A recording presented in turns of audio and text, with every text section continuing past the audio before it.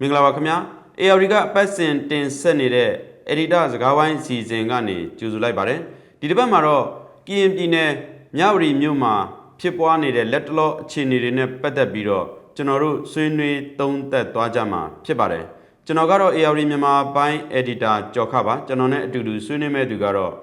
ARD ရဲ့ editor ချုပ်ကိုအောင်စောဖြစ်ပါတယ်ကိုအောင်စောမင်္ဂလာပါမင်္ဂလာပါကိုကျော်ခမင်္ဂလာပါ KNL နဲ့ဒီပူပေါင်းတော်လှန်ရေးတပ်တွေကတိုက်ခိုက်သိမ်းပိုက်ထားတဲ့ဒီမြောက်ရီမျိုးဆောင်တက်ခလာရ205ထဲမှာဒီစစ်ကောင်စီတပ်သားတဦးကဒီစစ်ကောင်စီယူနီဖောင်းဝတ်ထားတဲ့ဒီတပ်သားတဦးကအလံတင်လိုက်တဲ့ရုပ်သံဖိုင်တစ်ခုဒီလူမှုကွန်ရက်ပေါ်မှာပြန့်လာတယ်ပေါ့လေဒီဟာကိုကြည့်ပြီးတော့ဟလာဒီမြောက်ရီကိုဒီစစ်ကောင်စီတပ်တွေပြန်ရောက်လာမလားဆိုပြီးတော့စိုးရိမ်နဲ့အတန်တွေပေါ့လေဒီတိုက်ပွဲတွေများဆက်ပြီးပြန်ပွားလာမလားဆိုရယ်စိုးရိမ်တန်တွေလည်းကျွန်တော်တို့ကြားရပါတယ်ဒါပေမဲ့မြေပြင်တက်တွေစီကကျွန်တော်တို့ကြားရတဲ့အတန်တွေကတော့ဟာဒါဟာဒီကစားကွက်တစ်ခုသာဖြစ်တယ်စိုးရိမ်စရာမရှိဘူးဆိုတော့ဒီတစ်ဖက်ကအတန်တွေကိုလည်းကျွန်တော်ကြားရတာပေါ့လေဆိုတော့ဒီအကြောင်းအရာနဲ့ပတ်သက်ပြီးတော့ပဲအရင်ဆုံးစဆွေးနွေးပြပါအောင်ကောဆိုဟုတ်ကျွန်တော်တို့လောလောဆယ်သတင်းတွေမှာတော့မြောက်ရီမှာခလာရ205ပြန်ထိုင်နေဆိုတဲ့သတင်းထွက်တယ်ပြီးတော့စစ်ကောင်စီကဝန်တာရပဲမြောက်ရီကိုသူတို့တက်တွေပြန်ထိုင်နေဆိုတော့သတင်းစကားထွက်ပြီးပါပါတယ်ပြီးတော့ KNU KNL ကနေပြီးတော့မြောက်ရီမျိုးကစုတ်ခွာတယ်ဆိုတဲ့သတင်းတွေထွက်လာတာတွေ့ရပါတယ် KNU ပြောရေးဆိုခွင့်ရှိသူစောထော်နီကိုရန်ထွက်ပြီးတော့ပြောခဲ့တာရှိပါတယ်ဒါကိုကြည့်မယ်ဆိုရင်စစ်ကောင်စီကနေပြီးတော့မြောက်ရီကိုလက်မလွတ်နိုင်ဘူးပြီးတော့မတူကွဲပြားခြားနာတဲ့ကရင်အဖွဲ့တွေကြားထဲမှာသူနဲ့မဟာမိတ်ဆက်ဆံရေးရှိနေသေးတာဖြစ်တဲ့ဒီ BGF အဟောင်းပေါ့နော်ဒီနေ့ကိုပြန်ပြီးတော့အတုံးချနေတာလားဆိုတဲ့တုံးသက်ချက်တွေလည်းရှိနေတာတွေ့ရပါတယ်ဆိုတော့ကျွန်တော်တို့မြောက်ပိုင်းကအခြေအနေလိုမဟုတ်ဘဲနဲ့လောက်ကန်လိုရှင်းရှင်းလင်းလင်းမဖြစ်ဖဲနဲ့အခြေအနေတွေကမြောက်ရီမှာနောက်ထပ်စောင့်ကြည့်အောင်မဲ့အခြေအနေတွေရှိတယ်အခြေအနေကအခုတည်းက black and white အဖြူအမဲဖြစ်တဲ့အခြေအနေတခုကိုမရောက်သေးတဲ့အနေအထားဖြစ်တယ်လို့ကျွန်တော်တို့ပြောလို့ရပါတယ်အဲ့တော့စစ်ကောင်စီကိုတိုက်နေတဲ့ဟလာဒီ KNL နဲ့ PDF တခြားတပ်ပေါင်းစုတွေကတော့အခုမြောက်ရီအခြေအနေကိုကြည့်ပြီးတော့ဟလာစိတ်ပြတ်တဲ့အတန်တွေထွက်လာတာကိုကျွန်တော်တို့တွေ့ရတယ်အဲ့တော့မြောက်ရီမြို့သိမ်းတိုက်ပွဲကအရေးကြီးတယ်ဘာကြောင့်လဲဆိုတော့ပြည်ပနဲ့နိုင်ငံတကာမီဒီယာတွေရောအစိုးရတွေရောထိုင်းနိုင်ငံကရောအိန္ဒိယကရောတရုတ်ကရောအထူးသဖြင့်ဒီအထူးစောင့်ကြည့်လေ့လာတဲ့ပွဲဖြစ်ပါတယ်ဆိုတော့မနေ့ကဆိုရင်ကျွန်တော်တို့ထိုင်းနိုင်ငံရဲ့ပြည်ထောင်ဝင်ကြီးထိုင်းနိုင်ငံရဲ့ကာကွယ်ရေးဝင်ကြီးထိုင်းနိုင်ငံရဲ့နိုင်ငံခြားရေးဝန်ကြီး၃ပါးကမဲဆောက်ကိုကြွလာတာကျွန်တော်တို့တွေ့ရတယ်မဲဆောက်ကအခြေအနေကိုအနီးကပ်လာရောက်လေ့လာတယ်ဆိုပြီးကျွန်တော်တို့တွေ့ရတာဖြစ်ပါတယ်ဒါထိုင်းဘက်ကနေပြီးတော့အမြင့်ဆုံးအဆင့်နေတဲ့ဝန်ကြီး၃ပါးကိုယ်တိုင်ဟလာထိုင်းမြန်မာနယ်စပ်ကိုလာကြည့်တဲ့အနေအထားကိုကျွန်တော်တွေ့ရတယ်ဆိုတော့ထိုင်းဘက်ကစစ်ကောင်စီအပြင်စစ်ကောင်စီကိုစန့်ကျင်တိုက်ခိုက်နေတဲ့အဖွဲ့တွေကိုပါအထူးလေ့လာစောင့်ကြည့်နေတယ်မြန်မာနိုင်ငံမှာငြိမ်းချမ်းရေးအတွက်ကိုသူတို့ပါဝင်ဆောင်ရွက်ခြင်းနဲ့ဆိုတဲ့စကားကိုလည်းသတင်းစကားကိုလည်းပါလာတာတွေ့ရတယ်ဒါပေမဲ့စစ်ကောင်စီဘက်ကတော့သူမြောက်ဝတီကိုပြန်လဲထိန်းသိမ်းနိုင်ရင်းနဲ့သူ့ရဲ့ဂုံတိတ်ခါကိုပြန်ပြီးအဖက်ဆယ်ဖို့ကြိုးစားနေတာအဓိကအချက်လို့ကျွန်တော်တို့သုံးသပ်လို့ရပါတယ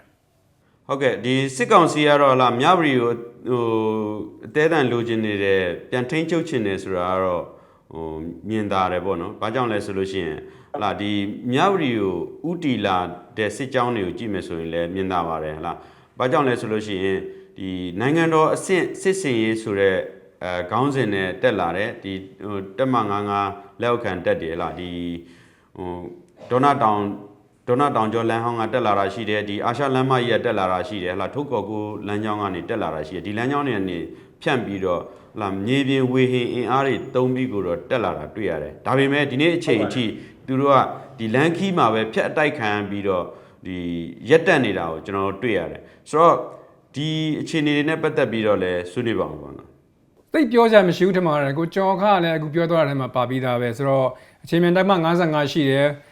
ထုံးထုံးတက်တွေပါတယ်ပြီးတော့စစ်တီရိတ်ခါခဲယန်အားလုံးပေါင်းကားအစီး100လောက်ရှိတယ်တန်ချက်က10စီးခန့်ရှိတယ်စစ်တီအင်အား1500နဲ့2000ဝန်းကျင်လောက်ရှိတယ်အဲ့စစ်တီအင်အားတွေဆိုတော့လေဒီရှမ်းပြည်မြောက်ပိုင်းမှာအလူလက်ခံရတဲ့စစ်တီအင်အားတွေဘက်ကိုထုံထုံတဲ့အင်အားတွေလည်းပါတာပေါ့နော်အဲ့တော့ဒေါနာတောင်တန်းကိုကြော်ခဲ့ပြီဆိုရင်တော့မြောက်ရီမြို့ရဲ့အခြေအနေကပြန်ပြီးကျသွားနိုင်တယ်လို့သုံးသပ်တဲ့သူတွေရှိပါတယ်အဲ့တော့ဒါပေမဲ့အဲ့ဒီအခြေအနေမတိုင်ခင်မှာပဲဒီဘက်ကနေပြီးတော့ KNL ပါဝင်ပူပေါင်းတက်တွေကနေပြီးတော့ဖြတ်ပြီးတိုက်တာတွေ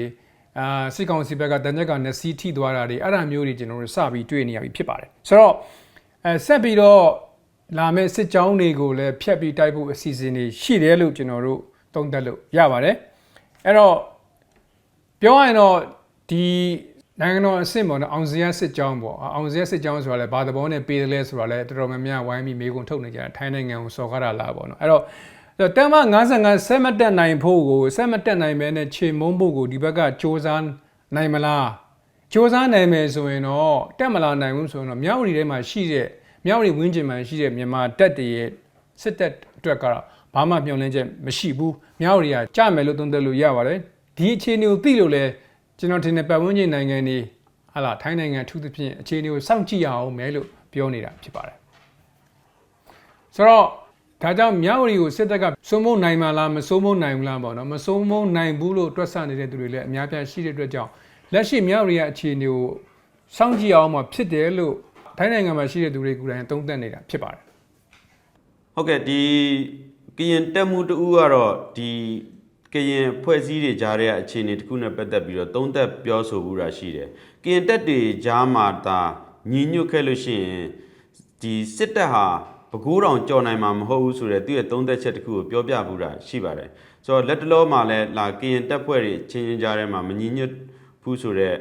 ပြောဆိုမှုတွေပေါ့လေဒီပေါ်မှာသူကပြောဆိုခဲ့တာရှိပါတယ်ဒီလက်ရှိအခြေအနေမှာဆိုလို့ရှိရင်လည်းလာဒီကရင်တက်တွေချင်းချင်းကြားထဲမှာတွေးကွဲအောင်တက်ရှိုတွေးခွဲမှုတွေဒီစိတ်သက်စစ်စင်ရေးတွေစစ်ကောင်စီဘက်ကလုပ်နေတယ်ဆိုတဲ့ပြောဆိုမှုတွေလည်းရှိပါတယ်ဒါအပြင်ဒီလက်ရှိအခြေအနေတွေနဲ့ပတ်သက်ပြီးတော့လာဒီအခြေအနေတွေကိုဗိုလ်ချုပ်ကြီးမြတ်ထွန်းဦးကိုယ်တိုင်ကင်တွယ်နေတဲ့ဆိုတဲ့အတန်ကိုလည်းကျွန်တော်တို့ကြားရပါဒီဟာနဲ့ပတ်သက်ပြီးလည်းဆွေးနွေးပါအောင်ကောင်းဆုံ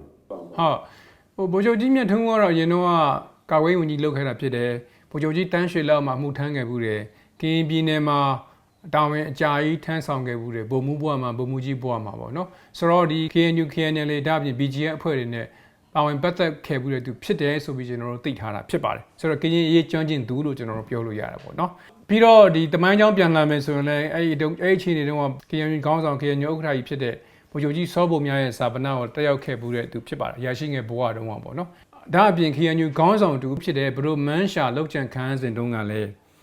းဗိုလ်ချုပ်ကြီးမြတ်ထွန်းရဲ့လက်ချက်မကင်းဘူးလို့ဆွဆွဲတဲ့သတင်းတွေထွက်ခဲ့ဘူးပါတယ်တကယ်တော့အဲ့တုန်းကဘရိုမန်းရှာကိုကိုကြီးလက်ရောက်တက်ခဲ့သူကကရင်နှစ်ယောက်ဖြစ်ပါတယ်ဒါပေမဲ့အဲ့နောက်ွယ်မှာစီမံသူတွေထဲမှာဗမာစစ်တပ်ကပါတယ်ဆိုတော့ဆွဆွဲချက်တွေထွက်ခဲ့ဘူးတာဖြစ်ပါတယ်အဲ့တော့ခုနကိုကျော်ခပြောခဲ့တော့ပြန်ကြည့်မယ်ဆိုရင်တော့ကရင်တိုင်းသားအဖွဲ့အစည်းတွေထဲမှာတော်လိုင်းရေးအဖွဲ့အစည်းတွေထဲမှာအဖွဲ့အစည်းတွေအများကြီးရှိတယ်1994-95မှာဆိုရင်လည်းမနက်ပလောကြဆုံးခဲ့တဲ့ကိစ္စမှာဆိုရင်ကရင်အဖွဲ့တွေကြားထဲမှာဘာသာရေးကိစ္စနဲ့ပတ်သက်ပြီးတော့ဟာလာဗမာထောင်လိုင်းရေးကနေအသေးချာတက်ရှိုထိုးခွဲခဲ့တာတွေကျွန်တော်တို့တွေ့ကြရတာဖြစ်ပါတယ်ဗမာကတော့အဲ့လိုပဲ divide and rule ဆိုတဲ့ဟာကိုအများတန်းသူကသုံးပြီးတော့တက်ရှိုတွေးခွဲခဲ့တာလုပ်တွေရှိပါတယ်အခုကိစ္စမှာဆိုရင်လည်းသူ့ရဲ့မဟာမိတ်တစ်ခါဖြစ်ခဲ့ဘူးတဲ့မဟာမိတ်ဖြစ်ခဲ့ဘူးတဲ့ BGF အဖွဲ့ကိုအခုဆိုရင် KNA ပေါ့နော်ကိုသူပြန်ပြီးအတုံးချတဲ့ဟာမျိုးတွေရှိတယ်လို့သုံးသက်သူတွေရှိပါတယ်ဆိုတော့ဗိုလ်ချုပ်ကြီးမြတ်ထွန်းကိုကရင်ကိစ္စကိုကင်တယ်ကိုလွတ်တာထူးကြတယ်နောက်တစ်ချက်ကတော့သူကိုယ်တိုင်လာတဲ့အကြောင်းရင်းကလည်းဒီမြောက်ရီစစ်စင်ရေးကိုဥဆောင်ကုတ်ကဲနေတဲ့ကြီးဦးစီးချုပ်ဗိုလ်ချုပ်ကြီးစိုးဝင်းနဲ့ဒုတိယဗိုလ်ချုပ်ကြီးညုံဝင်းဆွေတို့ drone နဲ့တိုက်ခတ်ခံမိတန်းရခဲ့တယ်ဆိုတဲ့တဲ့နေ့နောက်ပိုင်းမှာဗိုလ်ချုပ်ကြီးမြတ်ထွန်းဦးကိုတောင်ပိုင်းကိုလှုပ်ပြီးတော့ဒီကိစ္စတွေကိုဖြည့်ရှင်းခိုင်းတာလို့ကျွန်တော်တို့နားလိုက်ထားတာဖြစ်ပါတယ်ဟုတ်ကဲ့ဒီမြောက်ရီမှာလာဒီအင်အားတောင့်တင်းတဲ့ BGF တက်ရင်းတွေကိုကင်တွယ်ထားတဲ့ဒီဗိုလ်မှူးကြီးစောချစ်သူဗိုလ်မှူးစောမုတ်တုံလာဒီဗိုလ်မှူးစောတင်ဝင်းတို့၃ယောက်ဟာဒီကင်ပြည်နယ်ထဲကရှိတဲ့ကြားဖြန့် online ငွေလိမ်ဂိုင်းတွေနဲ့ပတ်သက်ပြီးတော့ဒီကပံ့ပိုးနေတဲ့သူတွေအဖြစ်ဒီအမေရိကန်အစိုးရရဲ့ငြိမ်းချမ်းရေးဌာန USIP ကနေပြီးတော့ဒီ AP 22ရက်နေ့မှာပဲဒီထုတ်ပြန်ကြေညာလိုက်တာကျွန်တော်တွေ့ရပါတယ်အဲ့ဒီထဲကလာဒီဗိုလ်မှူးကြီးစောချစ်သူကဆိုလို့ရှိရင်အမေရိကန်ကနေဒါနဲ့ဗြိတိန်တို့ကနေပြီးတော့ဒီပြီးခဲ့တဲ့2023နှစ်ကုန်ပိုင်းမှာဒီဒဏ်ခတ်အရေးယူပိတ်ဆို့ထားတဲ့သူဖြစ်ပါတယ်ဆိုတော့ဒီအခြေအနေတွေကရောလက်တလောဒီမြောက်ရီမြို့နယ် KI ထဲမှာဖြစ်နေတဲ့အခြေအနေတွေပေါ်မှာရိုက်ခတ်မှုတစုံတရာရှိနိုင်မလားဒါနဲ့ပတ်သက်ပြီးလဲသုံးသပ်ပါဦးဆိုတော့အခုမြောက်ရီဖြစ်စဉ်ဖြစ်နေတဲ့အချိန်မှာပဲဒီ US ကထုတ်တဲ့ USIP ဒီ think tank အုပ်စုကထုတ်တဲ့ ဒီအစီရင်ခံစာထွက်လာတာဖြစ်ပါတယ်အဲ့အဓိကစီရင်ခံစာအဓိက key point ကပါလဲဆိုတော့မြောက်ပိုင်းမှာတရုတ်ကဖိအားပေးမှုကြောင့်ဒီကြားဖြန့်လုပ်ငန်းတွေ online မတမာဒုစရိုက်လုပ်ငန်းတွေကရာဇဝတ်ကောင်တွေကအဲ့မာဖီးယားတွေကအခုဆိုရင်တောင်ပိုင်းကိုရွှေ့လာတယ်ဆိုတဲ့အချက်ဖြစ်ပါတယ်အဲ့ဒါအဓိကအချက်ဖြစ်ပါတယ်တောင်ပိုင်းဆိုတာကကရင်ပြည်နယ်ဖြစ်ပါတယ်ဆိုနာမည်ဆုံးနဲ့ကြော်ကြားတဲ့ KK Park ပြီးတော့ရွှေကုတ်ကိုပြီးတော့တခြားကက်စီနိုအသေးအကြီးတွေအခုအများကြီးမှုလို့ပေါက်လာတာကျွန်တော်တို့တွေ့ရပါတယ်အဲ့ဒါတွေကဒီ2029စစ်စင်နောက်ပိုင်းမှာတရုတ်ရဲ့ဖိအားကြောင့်သူတို့တွေကတောင်ပိုင်းကိုရွှေ့လာတယ်ဆိုတဲ့အချက်ကအဓိကအချက်ဖြစ်ပါတယ်အဲ့တော့သူတို့တွေကြားဖြတ်လုပ်ငန်းလုပ်တဲ့လူတွေမှာဖီးယားတွေကလည်းအဲ့သူတွေကိုအကာအကွယ်ပေးထားတာက BGN အဖွဲ့တွေနဲ့ပြီးတော့မြန်မာစစ်တပ်ပဲဖြစ်ပါတယ်အဲ့တော့အဲ့ဒါအဓိကအချက်ပေါ့နော်ဆိုတော့ဒီအဲ့ဒီအဖွဲ့တွေကိုလည်းအခုဆိုရင်မြန်မာစစ်ကောင်စီကနေပြီးတော့ဖမ်းဆီးပြီးတရုတ်ကတောင်းဆိုတဲ့အတွက်ကြောင့်ပြန်ပြီးတော့ပို့ဆောင်တာတွေဖမ်းဆီးပြီးပြန်ပို့တာတွေလုပ်ခဲ့တာတွေရှိပါတယ်ဆိုတော့ဥပမာပယ်ဆောက်ခြင်းလူမျိုးပေါ့နော်အဲ့လိုလူမျိုးကိုတရုတ်ကိုအဲ့ဒါမြန်မာစစ်ကောင်စီကပဲပြန်အပ်တာမျိုးတွေရှိပါတယ်အဲ့ဒါကဘာလို့ဖြစ်လဲဆိုတော့ဒီအဲ့ဒေသတွေမှာကတရုတ်မြန်မာနယ်စပ်မှာဖြစ်တဲ့အတွက်ကြောင့်တရုတ်ကမြန်မာစစ်ကောင်စီကိုရောတခြားလက်နက်ကိုင်အဖွဲ့အစည်းတွေရောသူကဖိအားပေးခွင့်ရှိတယ်ဖိအားလည်းတကယ်ပေးခဲ့ပါတယ်ဘယ်သူတွေကိုလိုချင်နေဆိုတာတောင်းဆိုခဲ့တာဖြစ်ပါတယ်ဒါပေမဲ့ဒီနေ့ဒီအချိန်မှာတော့ဒီထိုင်းမြန်မာနယ်စပ်မှာတော့တရုတ်အာဏာပိုင်တွေကမဲဆောက်ကနေဒီအခြေအနေကိုလာပြီးလေ့လာတယ်ဆိုတဲ့အဆင့်လောက်ပဲရှိပါသေးတယ် action ယူတဲ့ပုံစံမျိုးတစ်ခုခုလုပ်မယ်ဆိုတဲ့ပုံစံမျိုးကိုတော့ကျွန်တော်တို့မတွေ့ရသေးဘူးပေါ့နော်ဆိုတော့အဲ့ဒီစင်ခဏပဲပါတာကလောက်ကင်မှာရှိတဲ့အနေအထားနဲ့မတူဘဲနဲ့ဒီ KK Park တို့ရွှေကုတ်ကူတို့မှာပါဝင်ပတ်သက်တဲ့သူတွေကပြည်ရင်းပြည်ပနဲ့နိုင်ငံတကာကအဖွဲ့အစည်းတွေလူပုဂ္ဂိုလ်တွေမာဖီးယားတွေ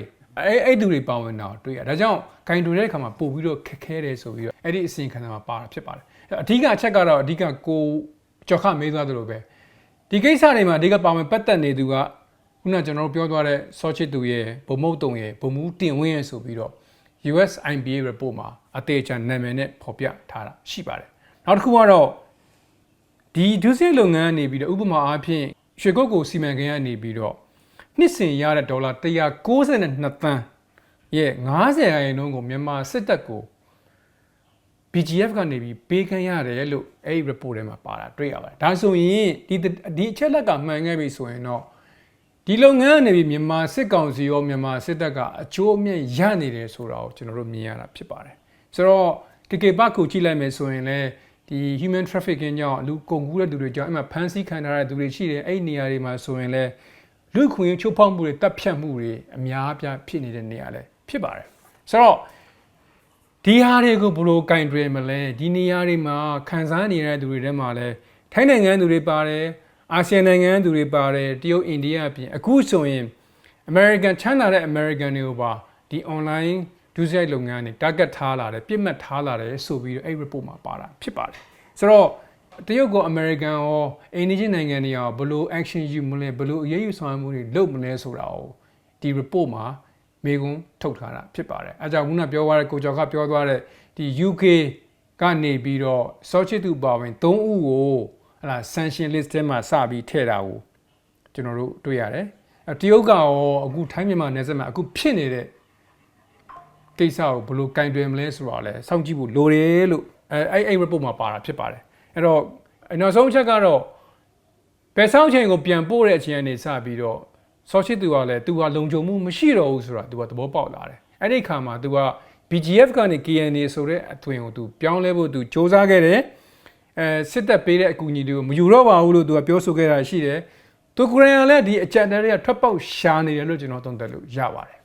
ဟုတ်ကဲ့ဒီစစ်တပ်ကလက်တလောချင်းတွေကိုကြည့်မယ်ဆိုလို့ရှိရင်ကချင်မှာဆိုလို့ရှိရင်လေစခန်းတွေနေစဉ်နဲ့အမျှ